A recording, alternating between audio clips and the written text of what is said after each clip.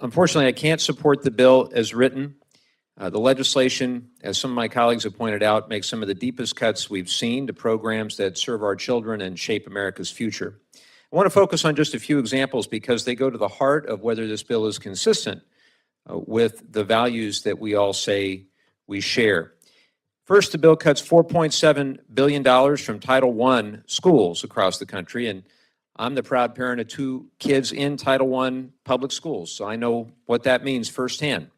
Title I is going to ensure that schools serving children from low-income families can provide smaller class sizes, more individualized support, and a fair chance at success. Take away that funding, and you'll see overcrowded classrooms, diminished opportunity, and even lower pay for teachers who already sacrifice so much. And this comes at the worst possible moment. The nation's report card, which if you haven't seen, I do hope you see, tells us that student achievement is already slipping.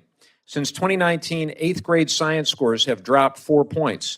12th grade math and reading scores are down 3 points. Scores for our lowest performing students are at historic lows. This isn't just a statistic, it's a flashing red warning light. Colleagues, many of us went to public schools.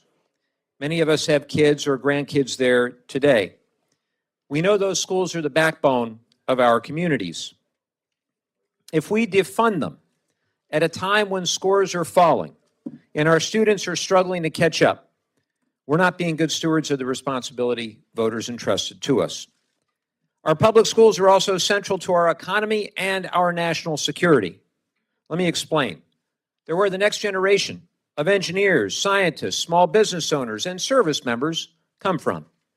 If we shortchange them now, we undermine our own competitiveness against nations like China, and we weaken the very foundation of American strength.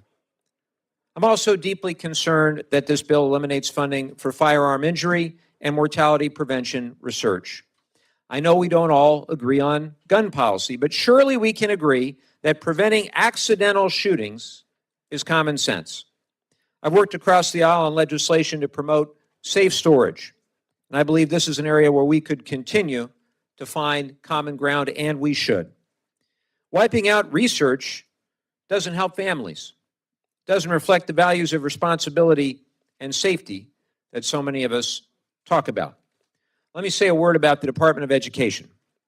I know there are some in this room, on this committee, who question whether the department should even exist. But here's the truth. States and local school districts remain firmly in control of what is taught in our classrooms. The Department of Education's role is not to dictate curriculum, it's to ensure accountability. It's to collect and share vital data, like the nation's report card that I just mentioned to you. And it's to help states and schools serve disadvantaged students, students with disabilities, and veterans pursuing education. Those are goals we should all support. Finally, let me say this. Our oath is to the Constitution. Article 1 gives Congress the power of the purse, not the executive branch. And I don't mean to be a broken record, but I'm going to say it again today. That power comes with a duty to invest in the people and the institutions that will keep this nation strong. We can and should debate priorities, but by stripping Title I, by hollowing out education, by eliminating research that saves children's lives, none of this squares with our duty or with the values that many of you and I share as parents or grandparents. I ran for Congress, I think most of you did as well, to fight for a safer, healthier, more prosperous nation for my children and yours. This bill, unfortunately, falls far short of doing that, in my view.